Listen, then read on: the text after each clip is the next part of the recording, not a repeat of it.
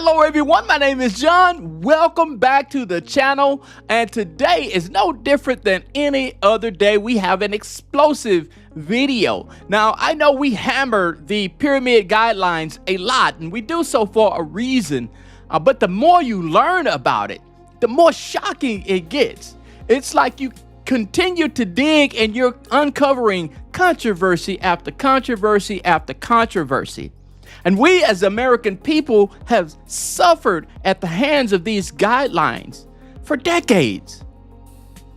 Today's controversy is no different. It's just unbelievable. So let's get into it. In April 1991, Agriculture Secretary Edward Madigan postponed the government's new food pyramid just one day after it was sent to the printer because the dairy and meat industries objected to how their products were depicted. But here's what makes this story remarkable. Everyone involved was wrong about what actually mattered. The government created a pyramid that treated all grains the same, whether whole or refined. The dairy industry fought to protect processed low-fat products while traditional whole dairy was sidelined. And nobody questioned whether emphasizing quantity over quality was the real problem. This is the story of how corporate pressure and bureaucratic conflict created nutrition guidance that satisfied industry concerns while missing the most important nutritional questions entirely. In 1991, he wrote an article for a dairy industry trade publication stating that milk producers and the dairy industry expect help from elected officials and the administration. We must give them that help as rapidly as possible. In the article, Madigan described how he told his nutrition information staff to respond quickly with the facts to any charges that dairy products are unhealthy. This wasn't corruption,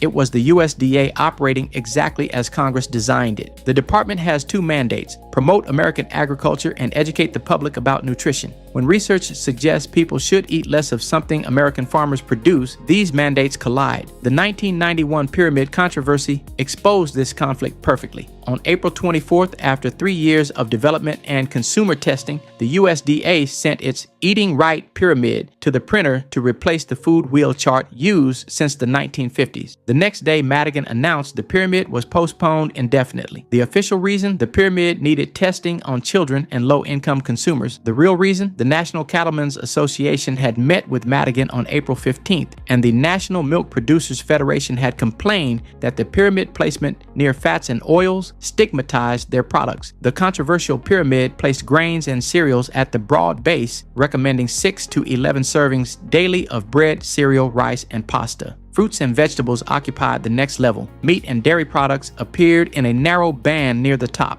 Fats, oils, and sweets sat at the pyramid's tip with advice to use sparingly. Industry groups objected to the visual hierarchy. They believed the pyramid made foods at the bottom look good and foods at the top look bad, even though the serving recommendations were identical to the old food wheel. The cattlemen worried about being near the top. Dairy producers objected to their proximity to fats and oils. But here's what nobody fought about. The pyramid made no distinction between whole grains and refined grains. It counted white bread the same as whole wheat bread. It treated refined pasta identically to brown rice. Sugar-laden breakfast cereals received the same recommendation as steel-cut oats. This wasn't a minor oversight, it was a fundamental failure to address food quality. The pyramid focused entirely on food groups and serving quantities while ignoring the processing, refinement, and manufacturing that transforms whole foods into something nutritionally different. The dairy industry's fight to protect their position revealed another blind spot. They were defending an industry that had increasingly moved toward processing and refinement. By 1991, the dairy industry had embraced the low-fat movement that dominated nutrition policy. Major producers were heavily marketing skim milk, low-fat yogurt with added sugars, processed cheese foods, and reduced fat products that remove naturally occurring fats while adding stabilizers and sweeteners.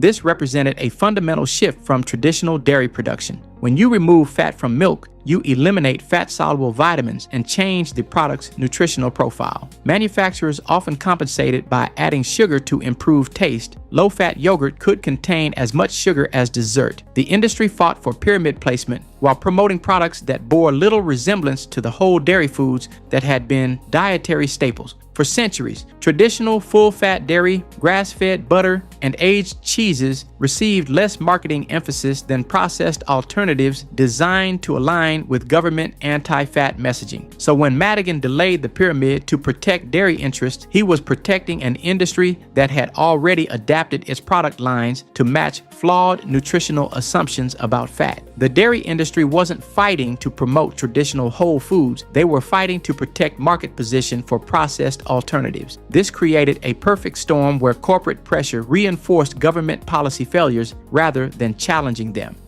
Now here's what nobody knew about the 1991 pyramid controversy. Agriculture Secretary Madigan learned about the pyramid guidelines that his own department was developing by reading it in the newspaper. April 15, 1991, Edward Madigan, speaking to the National Cattlemen's Association, told them this about the guidelines. I bet a lot of you guys were surprised. I'm the Secretary of Agriculture, and I learned about the pyramid guidelines that were released in the Saturday's newspaper. The pyramid had been 3 years in development and was sent to the printers, but the new secretary had not been briefed about it before the Washington Post leaked the story on April the 13th. Industry backlash reached Madigan before his own staff did. And so within days, he postponed the release of the pyramid just days before its release.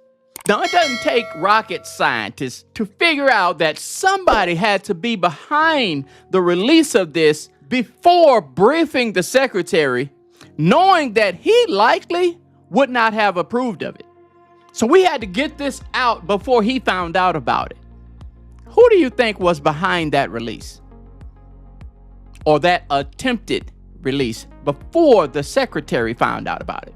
The pyramid controversy exposed the impossibility of the USDA's dual mandate, as Marion Nestle, chairman of nutrition at New York University, said at the time, "I think it's impossible to ask one agency to wear two different hats like that. It's directly in conflict." Agriculture Department insiders agreed. One federal official, speaking anonymously, said, "No one is going to believe us. This is tainting everything the department is doing." Gerald Combs, who retired as deputy administrator for human nutrition shortly after the incident, stated, "I don't know of any valid reason for the decision made so abruptly and handled so badly. My concern is that people will think the department has no integrity or objectivity." The political pressure worked. The pyramid was withdrawn, retested, and finally released in 1992 with the same fundamental flaws. It still didn't distinguish between whole and refined grains. It still emphasized serving quantities over food quality, and the dairy industry successfully ensured their products weren't visually stigmatized. But the damage to USDA credibility was permanent. Nutrition advocates, health professionals, and government scientists all recognized that agricultural industry concerns had overridden nutritional science in the pyramid's development and release. The most remarkable aspect of the 1991 pyramid fight is what didn't get debated. Both government nutritionists and industry lobbyists had accepted assumptions about nutrition that emphasized food groups and quantities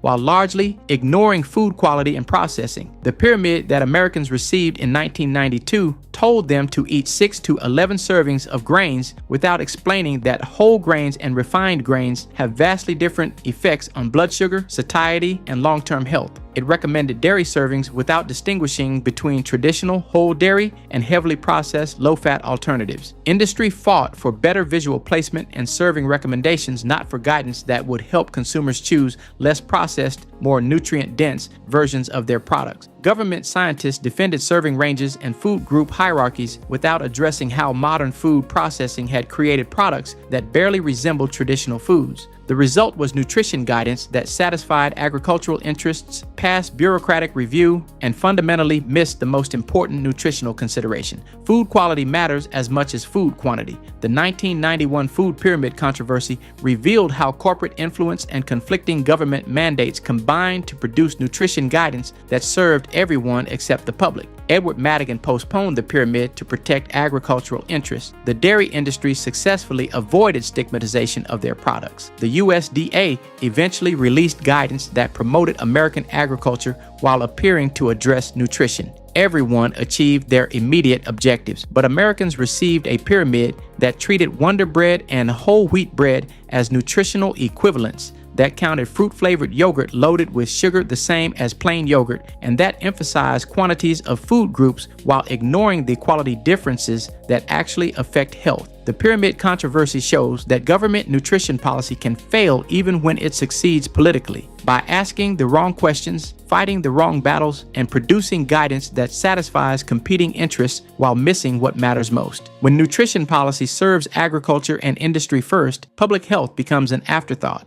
So there you have it, folks. I hope you enjoyed this video. Don't forget to check out the MAP 30 program. You can find the link to that in the description. We will see you in the next video. Bye for now.